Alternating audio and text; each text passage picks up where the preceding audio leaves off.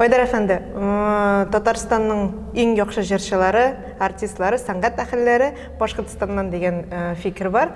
Менә сез дә кайчандыр Казанга килгәнсез һәм шул елларны искә алып, 90-нчы елларда килгәндә, анда үзгәртеп коручыларының уже уртасы, менә ул вакыттагы Казан һәм бүгенге Казан нәрсәсе белән аерыла. Менә татарлык үстеме, Казан үзгәрдеме? Әлбәттә, Казан матурланды. Әмма Казанның ниндидер бер кайпылчыгын югалттык кебек мәңгелеккә. Менә шул әзрәк кенә тыңгылык бирми. Болай Казан әлбәттә матурланды.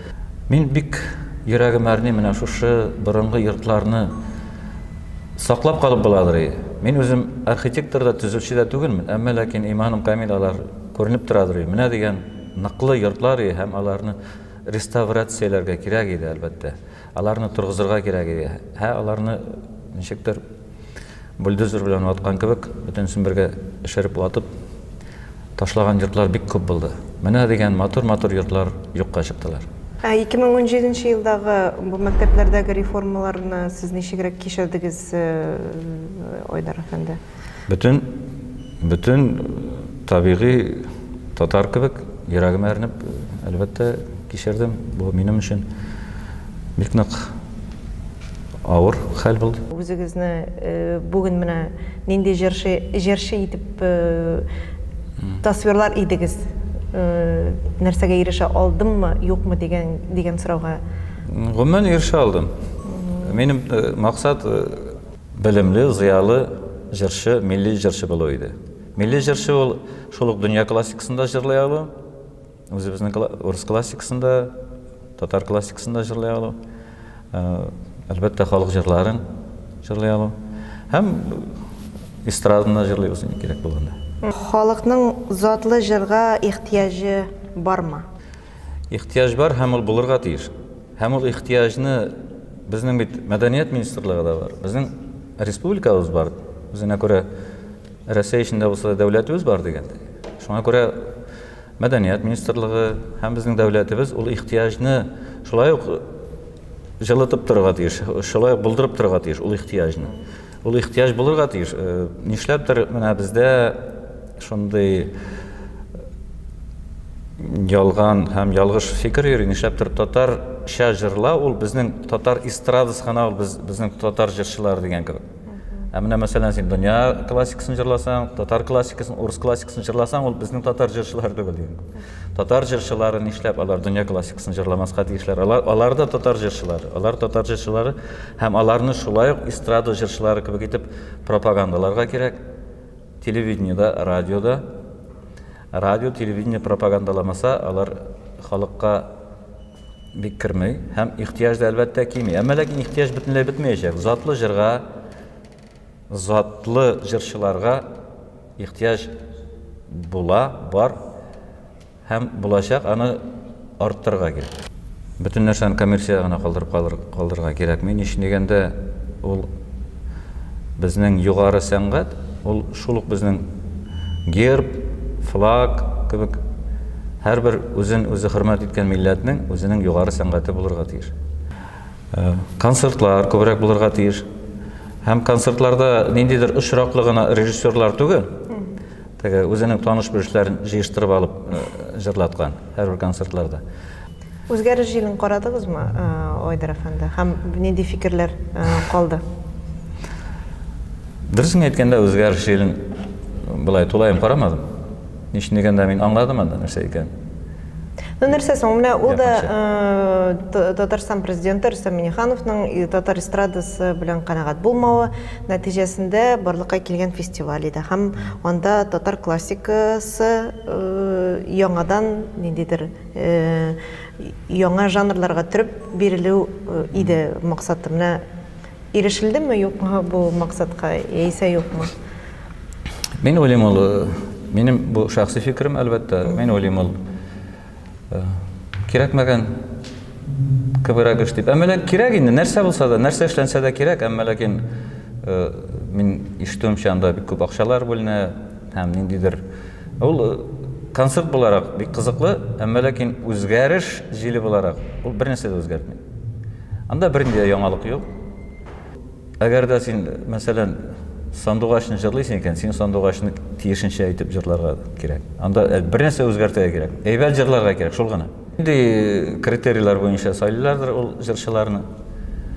Алар сами пьют, сами гуляют дигән кебек. Шәптер шул бер шамарак бер җырчылар шул бер тирәдә йөриләр. Һәм 3 ел дәвамында бер кешеләр булды. Шулайрак. Мин аңлайман, нигә алай икән. Эстрада җырчылары алар халык арасында бик танылган, алар халык арасында бик күп эшлиләр. Менә сез кайсысына керәсез, үзегезне кайсы җырчы итеп саныйсыз? Татар эстрада җырчылары дигәннәрегез менә сәхнәгә чыгып, ниндидер элек бухгалтериядә эшләгән, каядыр башка өлкәдә төзүчелеккә укыган кемдер килеп җырлый башласа һәм халыкчан итеп, ана урамдан алып кер любой кешене. Алар да шулай ук җырлаячаклар. Шулай итеп җырласа, нишләптер алар татар эстрада җырчылары.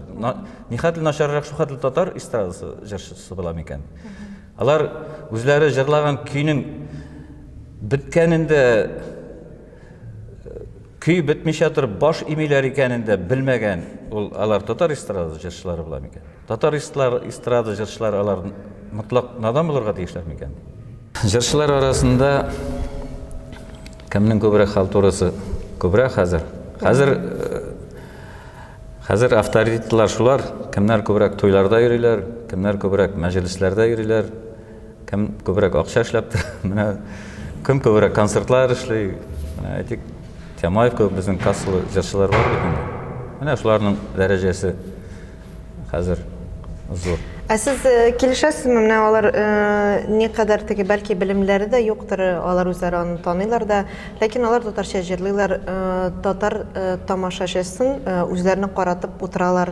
Менә сез моның белән килешәсезме? Начар булса да, ләкин ул татарча башкара, үз тирәсендә татар мөхитен булдыра, татар тамашачысын ничектер кызыктырып тора.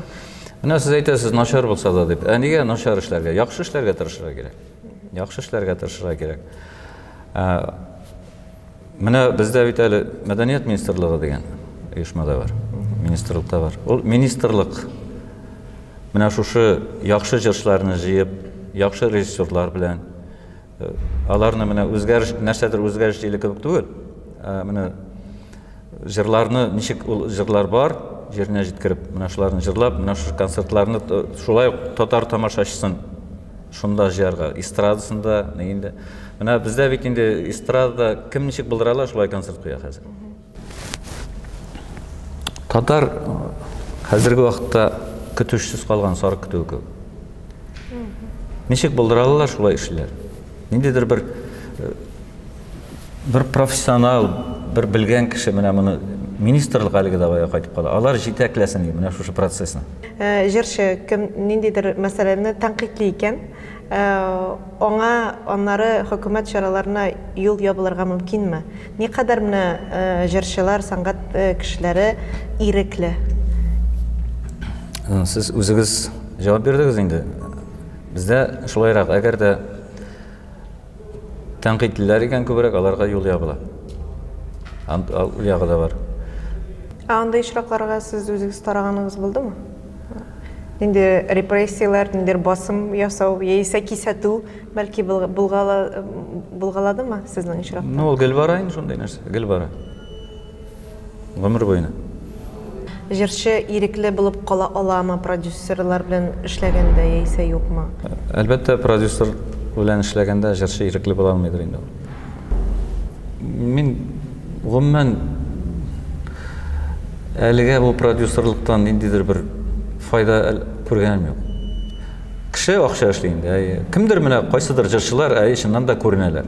Айдар әфәнде, җырчы, татар җырчысы булып яхшы яшәп буламы? Әйбәт яшәгән җырчыларыбыз бар бит. Матур, әйбәт итеп акча эшләп, күп итеп акча эшләп, концертлардан, менә бу гастрольләрдән башлары чыкмаган акчаны шулай күп эшләгән җырчыларыбыз бар. Шуңа күрә җырчы булып та акча эшләп була, димәк. Мин үзем әллә күп акча эшләүчеләр рәтенә кермим инде, әлбәттә, ләкин андыйларны беләм. Русиядәге булган икътисад дей вазгыятта көбөп турабыз барыбызда киримдер артмый, ләкин бәяләр арта. Сез төрле җирләргә йөрисез, кешеләрнең моңзарлары ишетеләме сезгә, юкмы, һәм үзегезгә гомумән яшәү никадәр рәхәт яки авыр? Моңзарларга, гомумән кешеләрнең моңзарларына килгәндә, әлбәттә, Рәсәйдәге яшәү кимәленең түбәнәюе инде ансы күренеп тора бит инде. Соңгы 4-5 ел эчендә кимәленең төшүенә. Мин икенче яктан әйтергә, менә безнең татар теленең, татар мөхитенең түбән тәгәрәү турында. Менә бик күп регионнарда без йөрергә туры килә, конгресслар буенча, концертлар белән дә. Һәм кайда гына барсаң да татар теленең бик нык җитез, стремительно бетеп бару күзгә чагыла. Татар мәктәпләре, татар бакчалары бөтен Рәсәй буйлап ябылалар, юкка чыгалар. Хәтта Татарстан белән Башкортстанда да алар ябылып һәм тел мөхите бетеп бара. Каядыр анда Эйфель манарасы төбендә сабантуйлар үткәреп ятканчы, Калифорнияда сабантуйлар үткәргәләгәнче, менә бу акчаларны менә шушы күрше генә торган Самара, Киев, яки шул Казан, шул Татарстан авылларында күбрәк концертлар куеп, төрле чаралар кулланып, уйласаң, мәктәпләрдә эшләргә була. Анда бит теге әйтеп бирергә түгел инде монда, акчаң булса эшләргә була. Быел зур чараларның берсе ул халык исәбен алу булачак. Башкортстанда бу мәсьәлә гел четерекле булды. Сезнең авылыгызда ничегрәк хәлләр? Кайда татар милләте барсыннан да ныграк әзрәк бетә дисәләр, ансы Башкортстанда татар милләте бетә. Нишлегендә Башкортстанда татар гәзитләре чыга, татар театры бар, татар концерт бригадалары бар, татар мәктәбе бар. Бер яктан, икенче яктан Саны да күп. Саны да күп. Шуннан соң менә татарлар, башкортлар татарларны башкорт итеп яздыралар дип. Шундый четерекле мәсьәлә дип үзем. Менә әле мин күреп калдым. Инде хәзер менә бу халык санын алу буенчага менә нәрсә Башкортстанда нәрсәдер эшләр майтарга әзерләнеп торалар инде халык саны алу буенча. Сез не там ищете дип әйтәсе килә минем. Башкортстанда түгел, башка регионнарда татар бетеп бара. Бик нык бетә. Кайда Башкортстанда татар бетмәй. Хәтта ул Башкортстандагы татарны башкорт дип язган сурәттә дә ул бер кайда югалмый. Ул тотып башкортча сөйләшә башламый беренчедән. Хәтта ул яктан килсәң. 20 елдан соң сезнең бүгенге кебек тамашачыгыз булырмы, юкмы? Татарча сөйләшүчеләр булырмы, юкмы? Кызганыч, әмма ләкин миндә шундый авыр сораулар, авыр шундый фикерләр туа башлады. Безнең татар халкы гомумән точка невозврата дигән урысча дип әйтәм инде. Шул точка невозвратын үтеп барган кебек татар халкы. Ишен дигәндә точка невозврата ул ана шуны үтеп китсә, без бит инде элегрәк яшәдек, мәсәлән 90-нчы еллар башында шундый хыяллар белән менә без Татарстаныбызда үзебезнең татар телен дәүләт теле дип ясарбыз чын мәгънәсендә. Ул дәүләт теле шул ук бакчадан алып, башлангыч мәктәп, урта мәктәп һәм югары мәктәптә дә алар укытылыр һәм тора-бара камилләшә генә барыр һәм бөтен дәүләт даирәләрендә кулланылыр. Безнең белән бергә иңгә-иң яшәгән урыс һәм башка халыклар да шул ук безнең дәүләт телен белерләр дип шундый хыяллар белән яшәйдек бит инде. Хәзер соңгы елларда әлбәттә бөтенләй бу тел бетүгә таба бара. Һәм ни кызганыштыр, безнең халык шаң сукмый бу.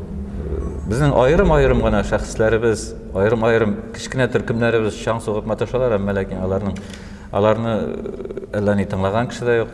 Һәм аларга ниндидер бер сәер кешеләр итеп карыйлар, әзрәк кенә милләтчеләр дип. Урысларда бит инде әгәр дә кеше урыс дип русская нәрсәкә кисә. Русский мир дип әйтсә. Русский мир дип әйтсә, ул патриот була, бездә татар дип беренче әйтсә, милләтче. Bütün композиторларында җырларын яратам. Шул ук вакытта Яхинның җырларга яратам. Роман. Әле безгә нинди җыр җырлыйсыз? Әйдә сандугашны җырлыйм. Нинекен? Халык җырын. Давай. Җырлай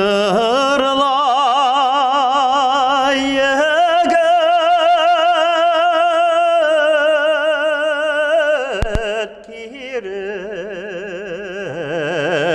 киңе күкрәгең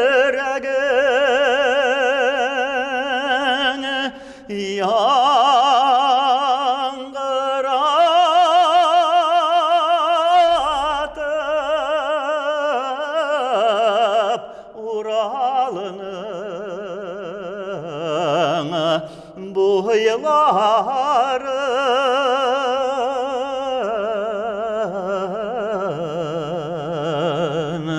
Қойлардағына сайрый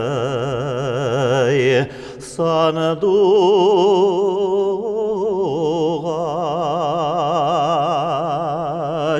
субый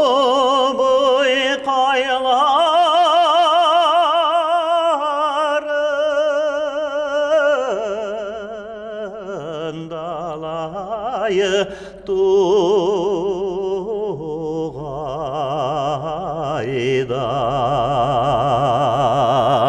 қойлардағына сайрый саны дуғаш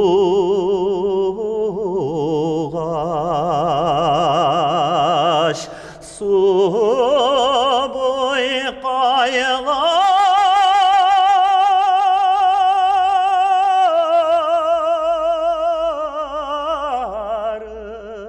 қайларын далайы туғайда